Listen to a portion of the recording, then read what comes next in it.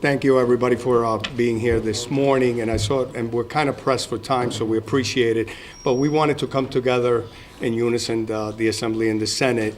And I think this is probably the optimal approach for us moving forward and for the public to be able to find out in the quickest fashion of anything with public safety and abuse of power. It's very important for us to move in unison together. I want to thank Senate President Sweeney for his leadership and negotiating with us to make sure that we come with something of an agreement that makes the best sense of moving forward with one council. I think this is a good day for the legislature. We're on the same page. You can't, an iron worker and a plumber can get together and resolve things together. So I think it's a good day for the State House. I'm going to let the Senate President say a few words. Thanks. And I want to thank the Speaker because we need to move forward in a unified way to get to the bottom of these issues that are seemingly growing by the minute.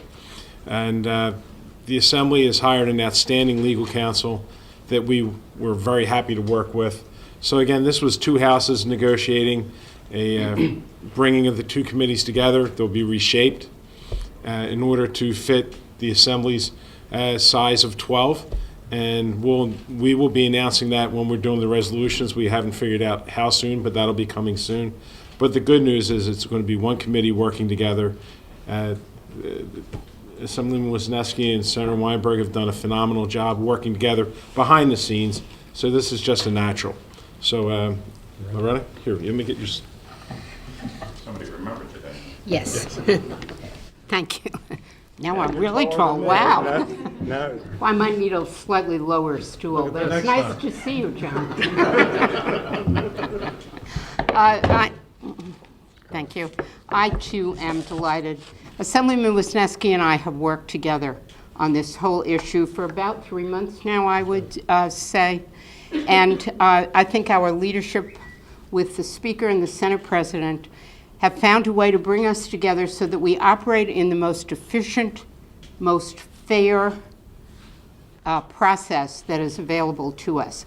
I had the occasion yesterday to be able to speak with the Assembly Counsel, who will hopefully now be the counsel for the Joint Committee. I was impressed with everything I heard, and I am anxious for us to move on with what is really important work on behalf of the residents of New Jersey. So again, I want to thank Speaker Prieto, my own Senate President, and to thank John Wisniewski, because I'm glad to be working again with him.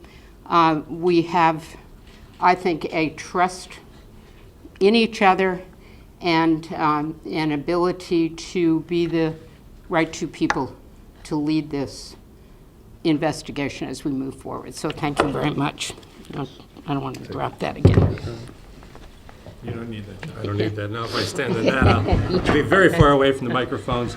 I want to first start by thanking both the Senate President and the Assembly Speaker. This process that we are announcing today has been many days in the works, and I'm glad that we were able to come to this agreement where we can bring both the Assembly and the Senate together to work for a common purpose in getting to the bottom of a very thorny question about abuse of power and an attempt to cover up that abuse of power.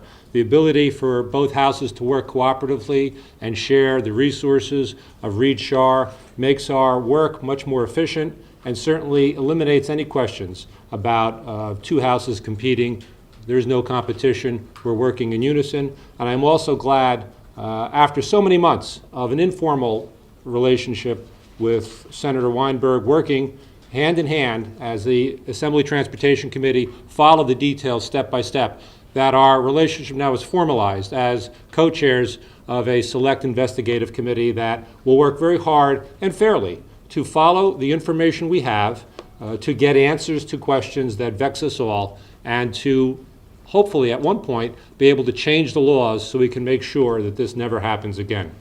Thank you all very much. I think we'll all be happy to take questions. First of all, I would suppose folks on the other side of the aisle are going to look at this and say we're 35 minutes away from inauguration. respond to those who might say this is kind of a thumb in the eye to the governor.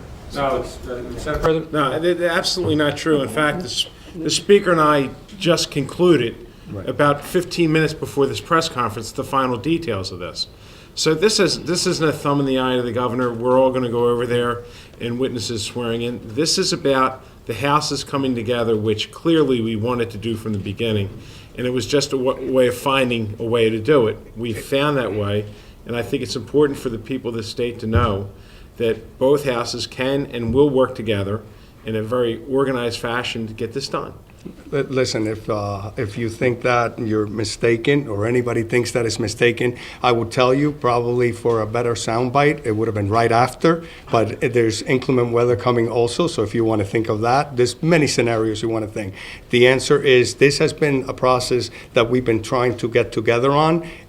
It's not easy. You know, everybody, the Senate has, its obligations. I have my obligations to our membership, and we have to get together. What neither house wanted to do was have a break in between. That's why we both proceeded in the way we did until we can get together, and now we can merge and make this the optimal committee to best suit the residents of the New Jersey. Can you talk to us a little bit about the scope of the committee and a little bit more perhaps about the makeup as well?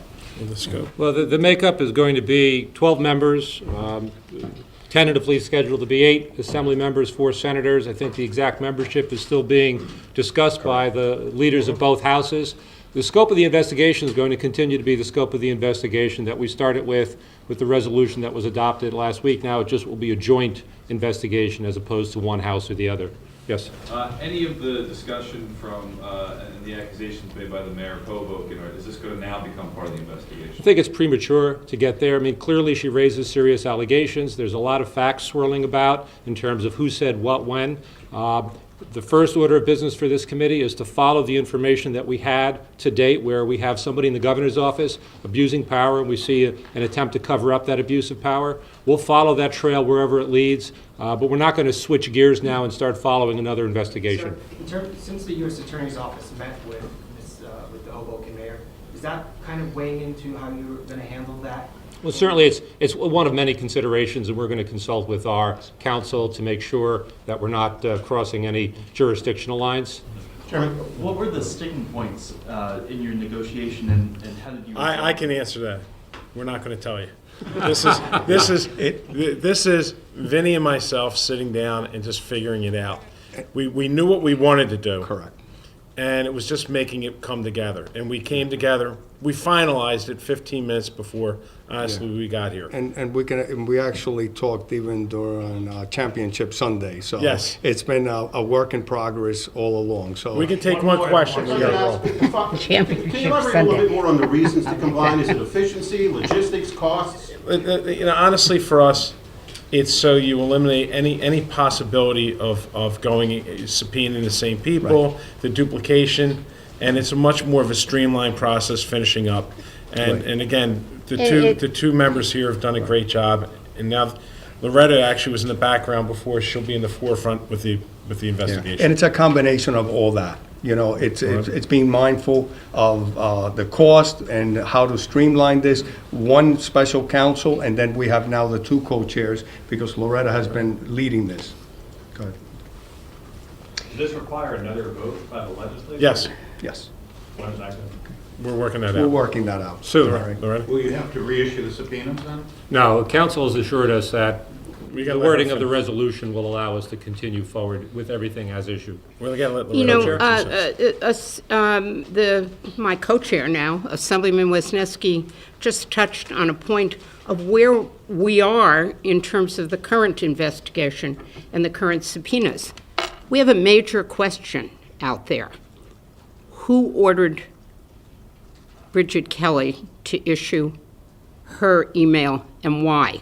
And we're looking forward to receiving documents.